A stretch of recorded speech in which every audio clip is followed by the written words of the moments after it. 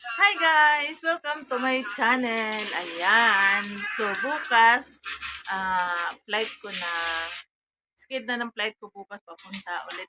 Pabalik ulit ng aking trabaho sa Singapore. So kailangan magbanding muna kami ni Bunso. At saka mamaya guys, punta tayo sa Buna sa aking hipag. Gusto daw ako makita ng pamangkin ng asawa ko kasi pabalik na ulit ako, hindi pa kami nagkikita. So, ayan. Antabayan na natin. Mamaya ulit, guys. Bye!